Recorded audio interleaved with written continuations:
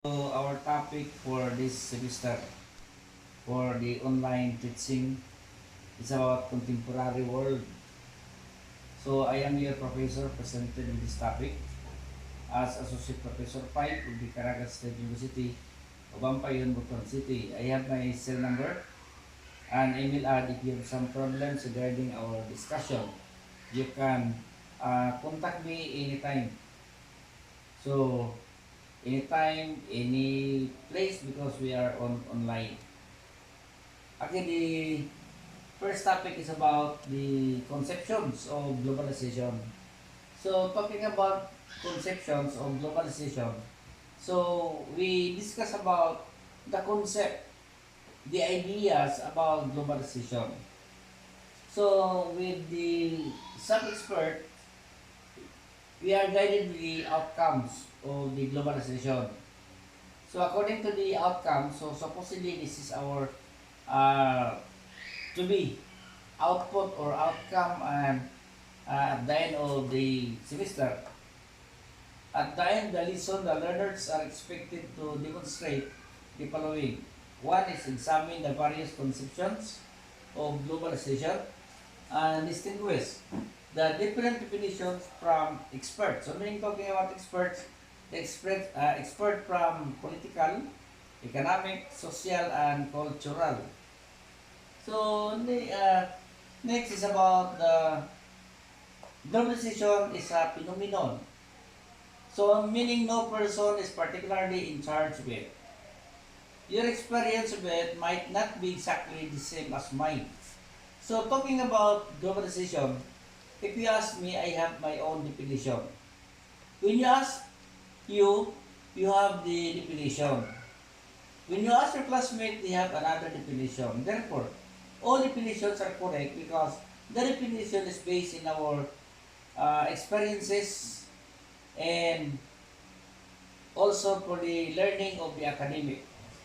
So we cannot say that the definition of one is not correct.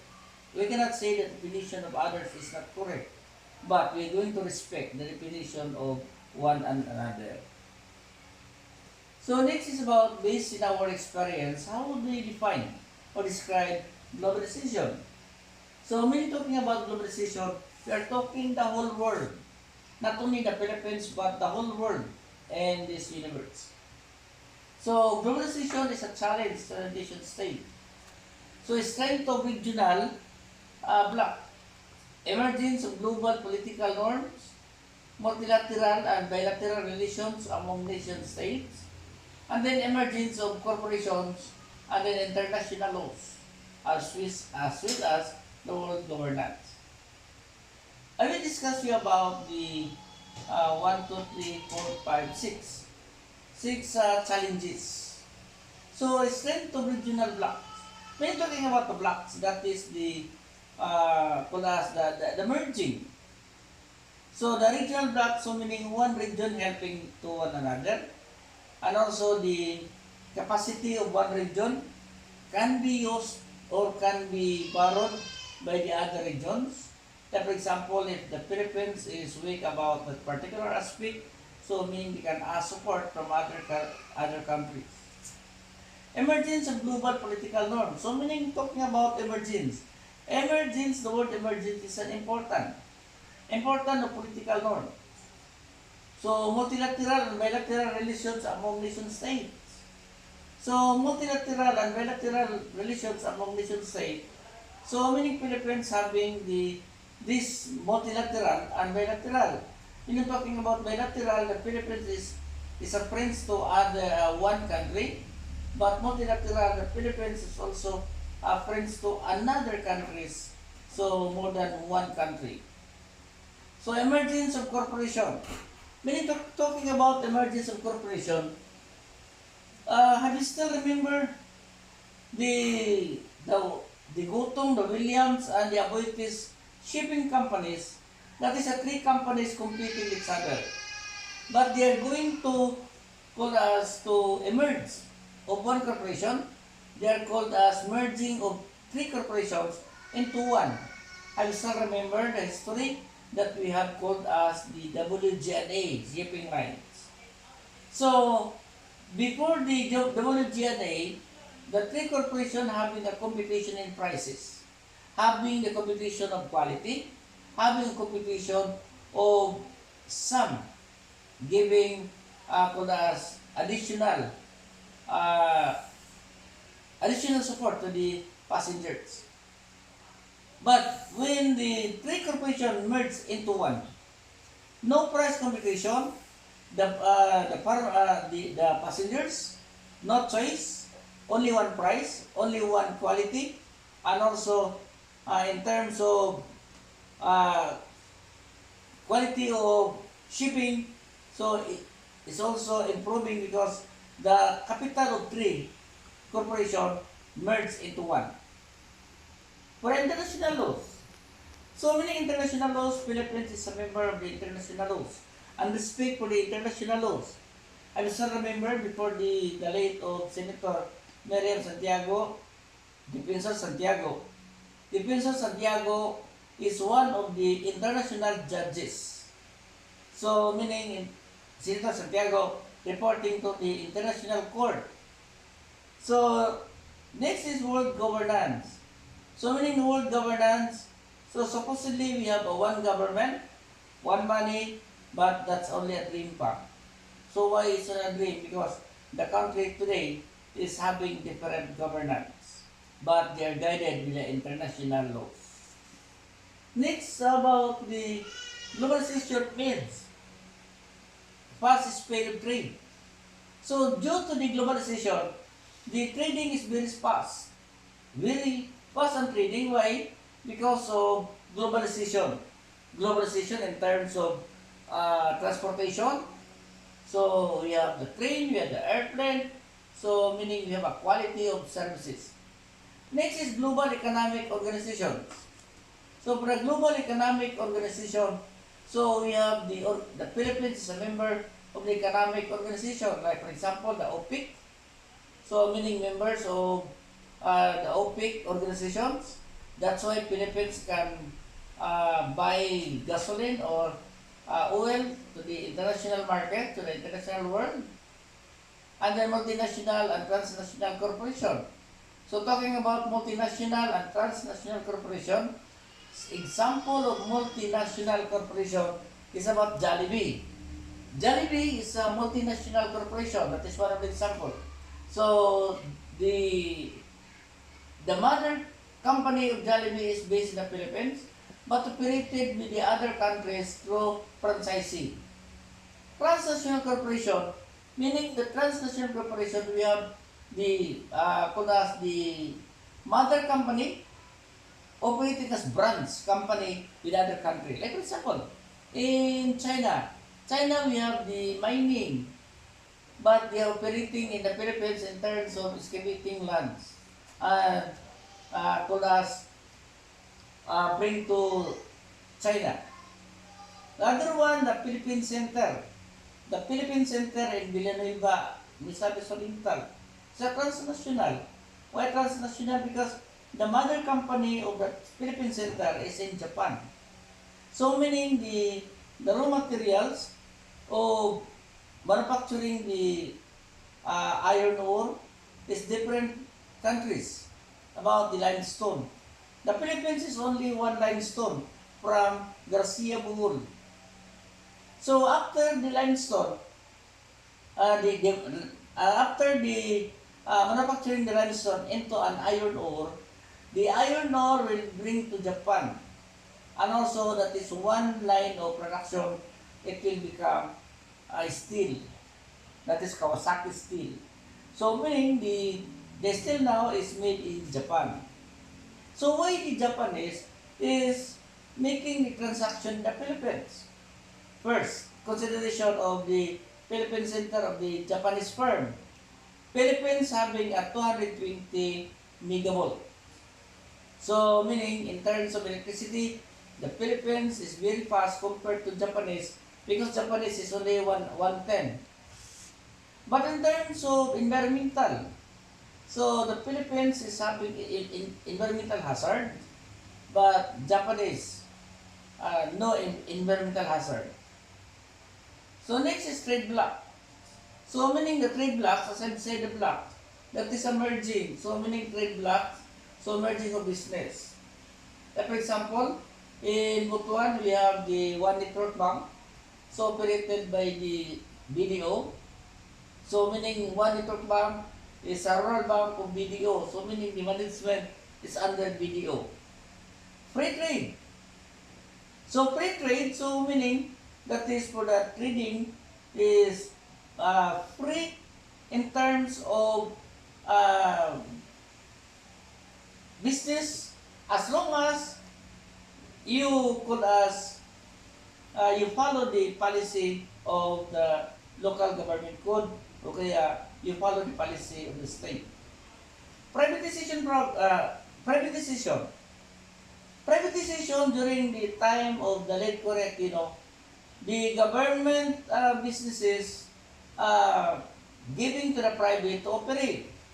Like for example, PNB is a government bank, but PNB was ceded to Kulas Lusyutan. The other one is Philippine Airlines. Philippine Airlines was before the time of Marcos that is owned by Philippine government. But the time of Cory, 51% of capitalization was credited to Lusyutan. That's why the Philippine Airlines today can compete with the international called as business, can compete with the other international called as business in the world. But in terms of called as in terms of so to say the quality of services, so Philippine Airlines is improving. So let's tariff. Tariff is a kind of business for imports and export. So, for example, if we are using o kaya drinking coffee by Copico, Copico is a product of Malaysia. So, meaning traded to the Philippines with a list tariff. So, list tariffs, the purpose of list tariff is to invite investment, to invite investor to do business. So, meaning list tariffs, the tariff is nearly to zero. Why nearly to zero? So, according to the time of Pinoy, so meaning that is less than 1% ang tariff. So, that is the tariff is a tax of the imported and exported goods. So, that is for the plate. So, the other one is globalization. Means establishment of global village. So, meaning for the global village. Now, like for example, due to the effect of multiculturalism. Multiculturalism, Filipino can marry to other nationality, or Filipino can marry to other nationality. So that's why we cannot say that today Filipino is a pure Filipino. So meaning Filipino is called as is a mestizo. Another one is cultural imperialism. So talking imperialism, a country is powerful, like for example America. So that's why there are some people murmuring and shouting the streets that Philippines is imperialismo. Imperialismo sa Amerika. Why imperialismo? Because whatever want to the American according to them, the Philippines will follow. And also the country which is called as powerful country will dominate to the young country o kaya the weak country. Borderless world. So borderless world, people can go around in entire world as long as you have money, as long as you follow the policy. So you have the visa. So meaning if you have the visa, you can follow, you can visit to the other world. That is borderless world. So no restriction that you cannot could visit to the other country. Adoption of other cultures. Filipinos can fastly to adapt with other cultures. Like for example, A certain Filipino working in Japan. But when the Filipina coming home in the Philippines, they the Filipina use the cultures of Japanese. And also Filipino also is using some chopstick. That is a culture of the Chinese, but Filipinos use about that. That is adoption of other cultures. So these are the questions.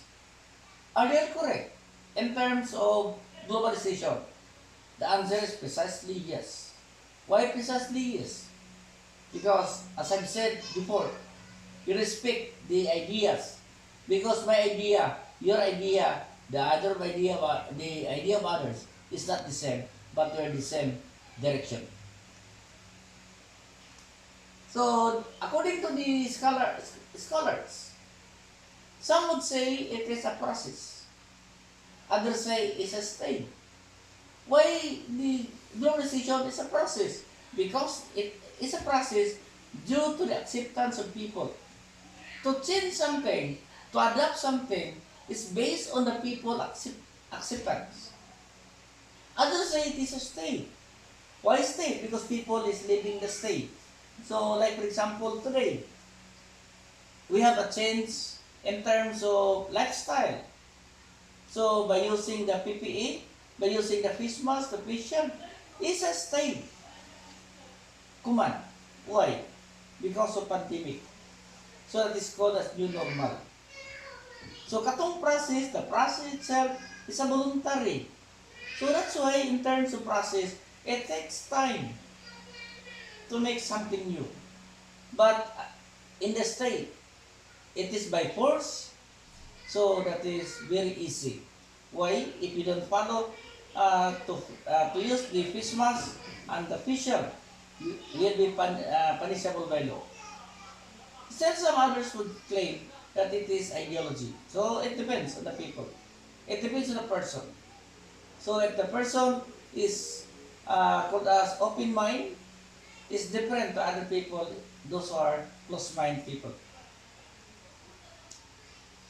Next is a process. According to Waters in 2001, process that creates, multiply, intensify, worldwide interdependence. Meaning talking about interdependence, we can research them,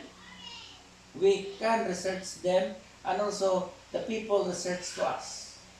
So meaning we study to them, and the other will study to us. So meaning that is a process, social process. Why social process? Because it undergo people. That's according to Waters in 2001. So the same with Frieden in 2003, it's a processes. So that is called as definitions of globalization. So according to Stager, signifies social condition characterized by ethnic, economic, political, and cultural interconnection, and global flows that make existing political borders and economic barriers irrelevant. So that is characterized by ethnic, economic, political, and cultural interconnections. That is the social condition. So meaning our globalization is based in our social condition. The condition of life, the condition of everyone in terms of health. So it depends about the condition. Next is globalization is an ideology. It is about liberalization and global integration of markets. So meaning integration of markets. So meaning the markets today having called as integrate to other markets. So if you are going to define what is market, market is any place where buyers and sellers agree to the business. So meaning as long as the buyers agree the price, agree the quality, agree the benefits of the product, and the buyer will buy the product, that place called as market. So meaning market is not referring to a public market, but referring to any place. So integration of market, so the other one, have you still remember, when you apply for the internet connection, there's a bundle. Bundle in terms of telephone. And remember, telephone today is not totally useful. Why useful? Because of our called as cell phone. Telephone can be used in a local. Example, Butan City is only Butan City. But cell phone you can use anywhere in the world. In a space of seconds, your message will be delivered to other countries. It is inevitable. Nobody is in charge of it. It benefits everyone and it furthers the spread of democracy. So meaning ideology is a spread of democracy. Why democracy? Because to change something is voluntary. So the other question is, are they all correct? The answer is also yes. So that is for the definition. So globalization is experienced by an economist, political scientists, and culture experts. They have their own definitions or descriptions of what globalization. Also, different scholars have their own conceptions of globalization. They're all correct. The economists, the political scientists, and the other scholars having the same concept and the same idea. Okay, so meaning that is the end of the module 1. So that is 1.1. That is a concept of globalization. And thank you for listening and good day.